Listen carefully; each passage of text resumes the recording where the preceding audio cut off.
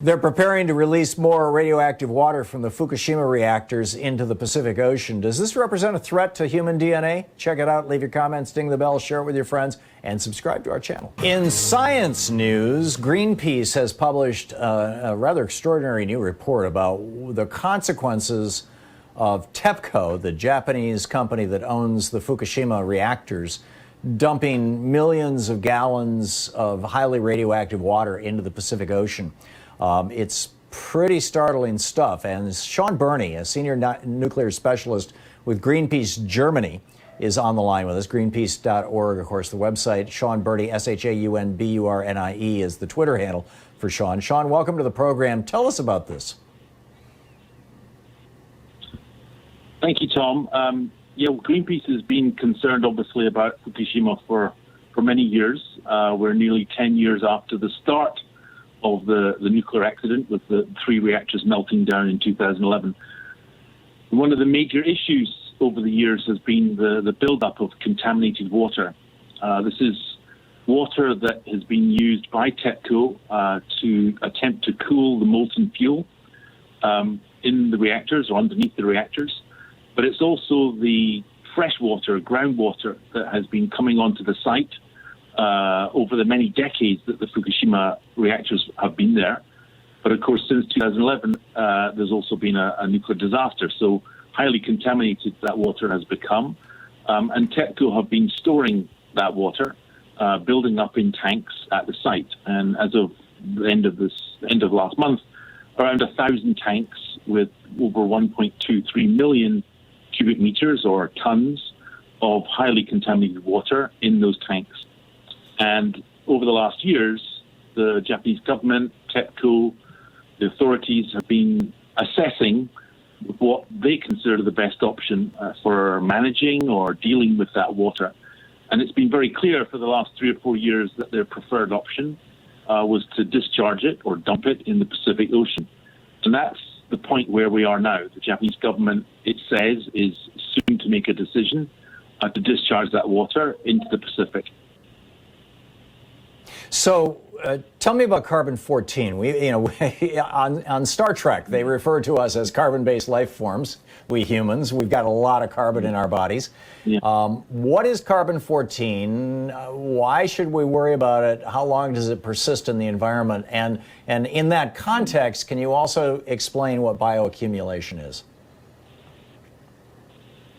So in the tank water, over 1 million tons, there's a whole mixture, a toxic brew of radionuclides that were in the molten fuel and have come into the water. Carbon-14 is one of about 64 actual radionuclides or radioisotopes that were measured by TEPCO in the early phases of storing this water. With carbon-14, the problem that you have is it has a half-life.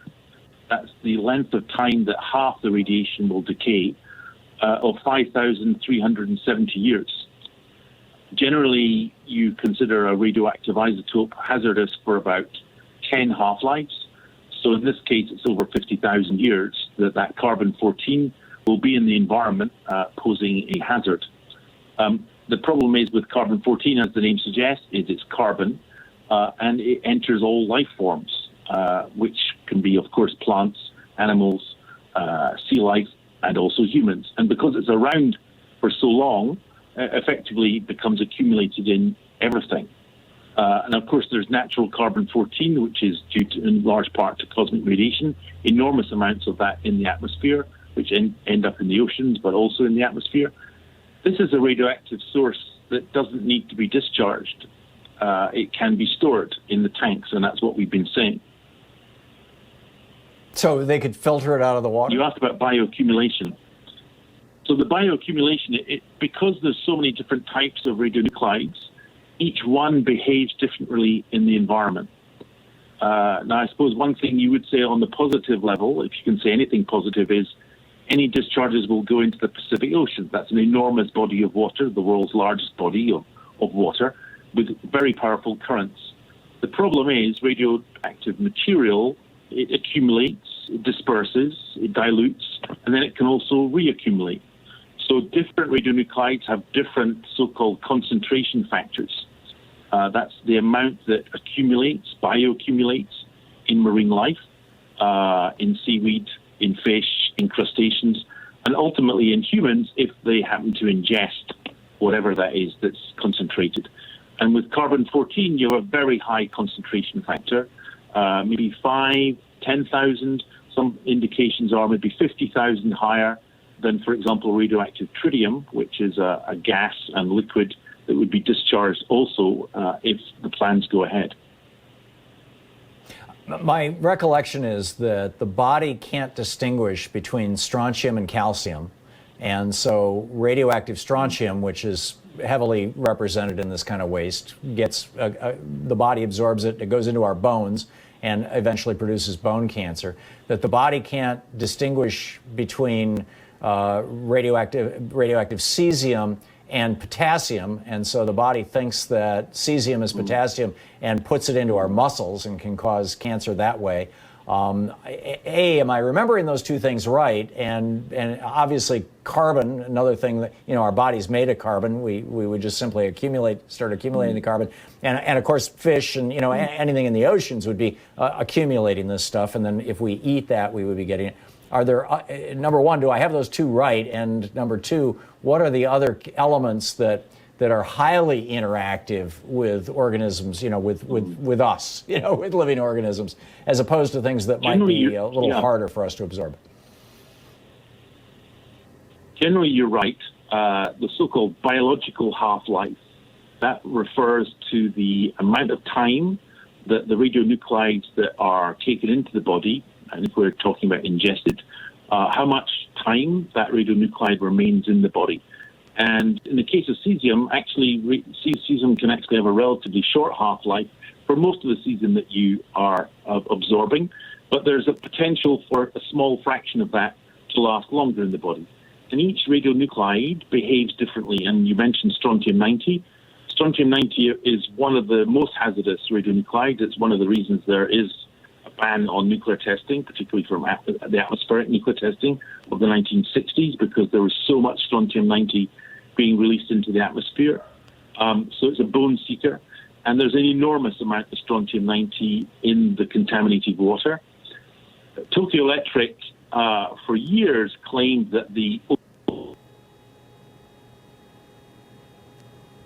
Shaun? I think we might have just lost Shaun's audio. Let me look at the phone line. I'm still here. I can hear you. Oh, okay. Yeah, you dropped out for a second. Just continue. You were saying you were talking about strontium-90. Yeah. So this is one of the most hazardous radionuclides, but Tokyo Electric, the Japanese government, have not wanted to talk about it for years. The reason they didn't want to talk about it was that the technology that they deployed, it's a system of removing radioactivity that they pump through pipes, so-called ALPS system. It's an ion exchange system that removes radioactivity. Now, for years, they claimed that was working very well and that they were reducing the concentrations of radioactivity in the water.